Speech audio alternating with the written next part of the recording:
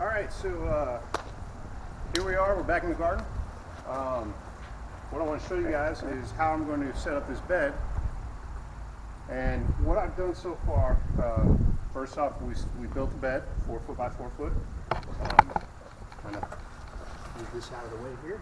Yes, I've been working with this composting over here all season. I've been putting my grass clippings, cardboard, food scraps, everything else in here. And one thing I've noticed is that it doesn't seem like the water is getting all the way through. So there's a lot of areas, like right here, you can see this is completely dry. I mean, and we got a really good storm last night, and yet it's completely dry, but yet, you know, some of the boxes are wet, whatnot. We have some areas where it is wet. I haven't gotten all the way down to the bottom yet, but I'm going to put some of this in here, and that'll be at the bottom. Then I'm going to layer it with some wood chips, and I'll put a little bit more in here. And then I'm going to pull some soil out of here and move it over here to top everything off, which will be part of my next video that I'll be showing you, where I put in my sub pod for vermicomposting in the bed. So I'll let you kind of watch me do some of this, and we'll go further.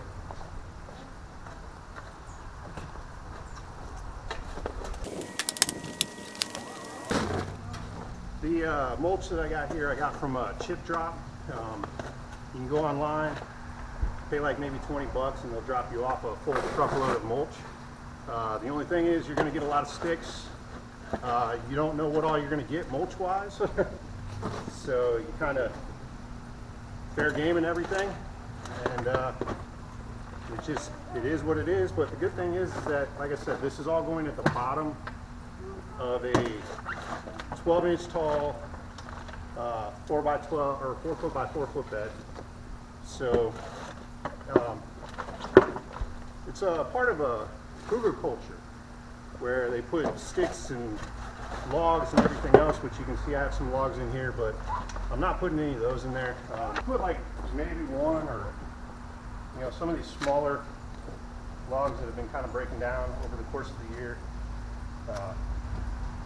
This was from the first Chip Drop that I got. So I'll put those in the very bottom. But that's about it. And then we'll just go ahead and put a layer of wood chips in here. I love kids that want to be a part of everything. We'll get this going.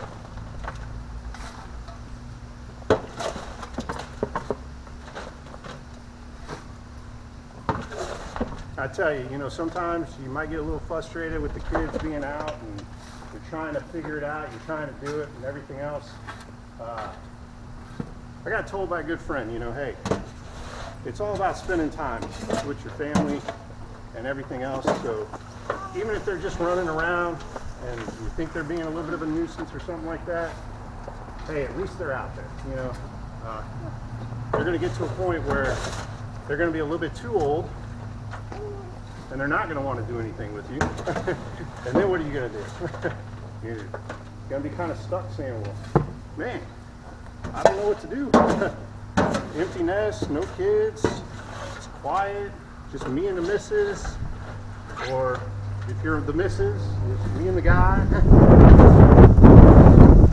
Alright, so we got a whole wheelbarrow full of wood chips down at the bottom with some of what was in here. Okay, please get down. We're going to put some more of this in here. I want to see if I can get down a little bit more in here. Dad, look, it's from the dirt. No, it's not dirt yet, buddy. Huh? What happened? That's the mulch that we're putting in the bottom. We're going to put some more of this. Can I help you? Put some of that in here? In there? Yeah. Please? I need a shovel too. No, just kind of grab at it. I got this thing pretty close to full here. I have some logs in there, some cardboard, some old grass that's already starting to turn gray and everything. Dead leftover plants from the season, some eggshells, some food waste, all that kind of stuff. Everything that was in here, which, once again, I mean, this is kind of okay for grass, but I'd say that's probably about it. That's probably all I'll use this for next year. So now to dig into here. So here's all the good stuff. The real compost.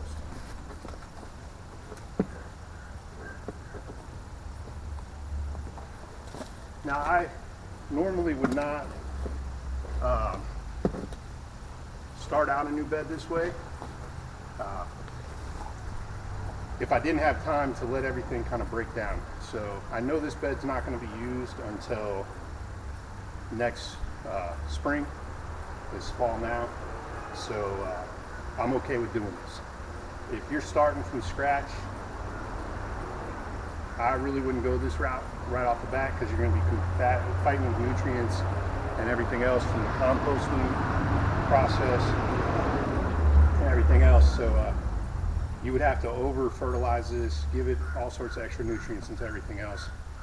Not really the best way to do it. I'd just fill this up with, if this was spring and I was going full bore right now, I would use my normal mix of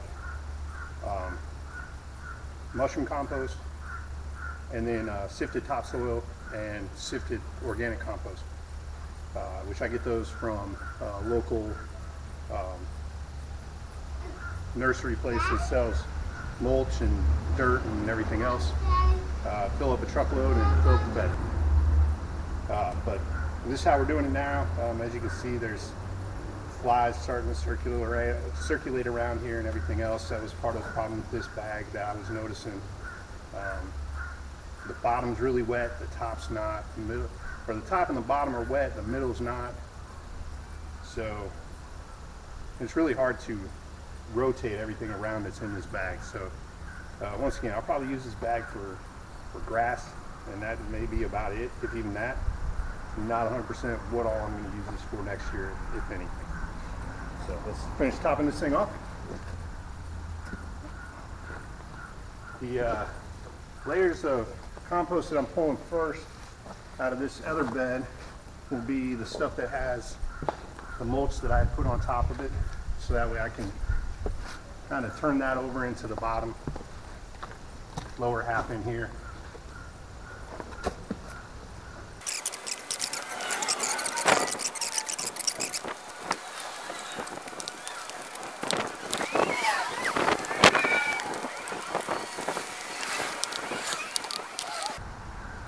It's always nice when you going through your soil and you find a good worm.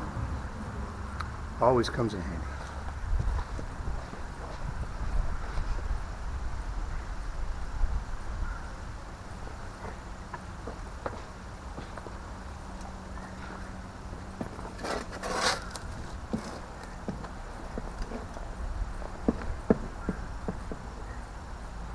One good sign of good soil is finding worms.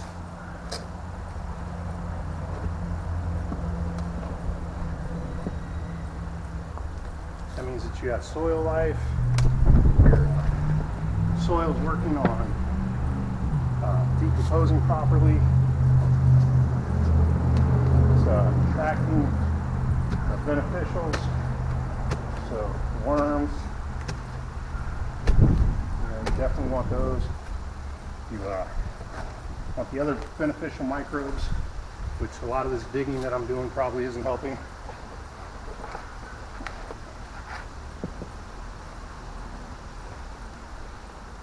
But this bed will have a lot more worms in it once everything's all said and done. That'll be in a later video.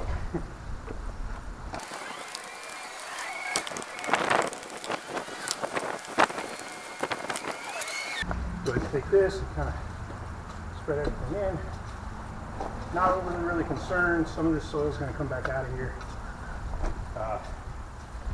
back into the other bed when I get the sub pot in there to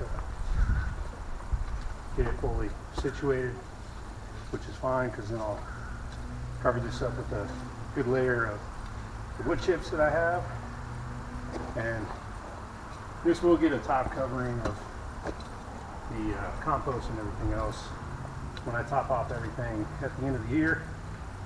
So there you have it. This bed here will be my lasagna method bed, and we'll kind of see how this one goes throughout the year. It's one of my, I only have 2 4-foot by 4-foot raised beds in my whole garden, so this will be one of them, and kind of give you a quick peek of the garden really quick. So this is my 4-foot by 12-foot bed. As you can see, I had to dig this hole out here, so that's everything we pulled out. Now when you got really bad soil underneath everything, this is what you end up with. That's where all the water sits. So just kind of take that in mind when you water, that as the roots get longer, you'll have to water less because there will be stuff still sitting in there. See rest of my garden, you know, and yes, I have the white fence. This is a 4-foot by 8-foot bed. This is a 4-foot by 8-foot pepper bed. Another 4-foot by 8-foot bed. Yes, some of these plants are looking bad and they will be coming out. That was some tomatoes. This was my tomato bed and also my kale, as you see it coming back. One thing I will always tell you, when you start seeing stuff like this and you start seeing, well, that right there definitely has to go. Not beneficial, not friendly. But when you see this, just go ahead and pull these off. The kale will keep growing.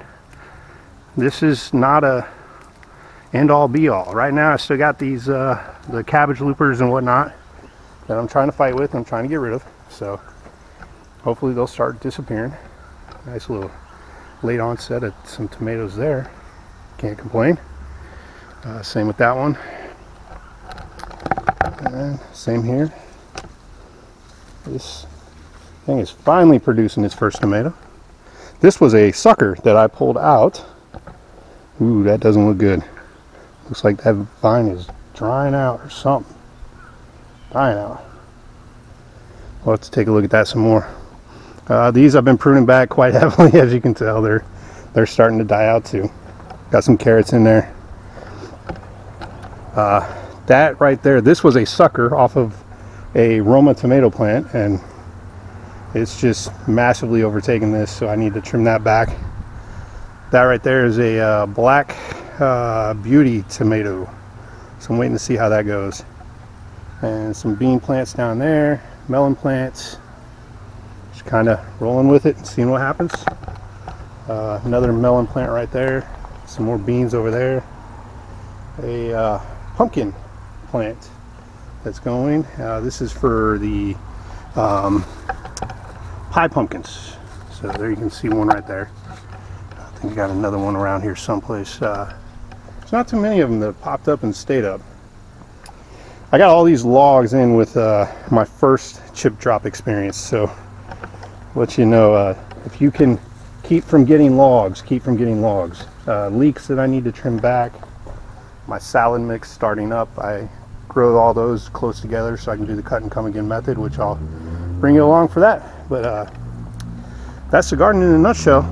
As you can see, small space in a smaller backyard in the suburbs, surrounded by the white fences. Everything else, not really my normal thing, but you can do it. I'm doing it. You can do it. Raised bed here. Just got to make as much use of the area as you can. Asparagus with strawberries, blackberries with strawberries, blueberries over there, grapevine that I got to build a trellis for, and then as you can see, I got poor soil. It doesn't drain, so I'm gonna be working on that too. One of my dogs. But that's it. All right, so that is how you build a raised bed. It's very simple. Buy the lumber. Go out, buy the lumber. Buy as big a piece as you can. You're going to save money, and just have Lowe's cuts them for free. They tell you they'll charge you after the first couple cuts. Most Lowe's that I go to, they don't. So I paid $32 for that 4-foot by 4-foot bed, and then all the resources that I used. $20 got me that big pile of mulch there, plus everything I've already put down. Free resources from mowing the lawn all year, plus food scraps, and then pulling soil out of another bed and putting it in there. Most of y'all probably don't have that, but I can get a truck full load of compost, which is 1 cubic yard, for $32. That's the normal price. Go out and try to find yourself a contractor that can get you a contractor's price. That always helps out, and then you can fill it for even cheaper. But that's everything for right now. Thanks for checking us out. We're all pretty, this is going to be a new channel. I'm moving from my Fit for Family garden into Leo's garden in the suburbs. We hope to see you soon. Don't forget to hit the like, subscribe, and the share buttons. You'll get to see how we turn logs into planters for flowers. You'll get to see how we do a vermicompost bin in a raised bed. And you'll also get to see all the do's and don'ts that I screw up on, so you don't have to. We'll see you soon, and remember, if Leo can grow a garden in the suburbs, so can you.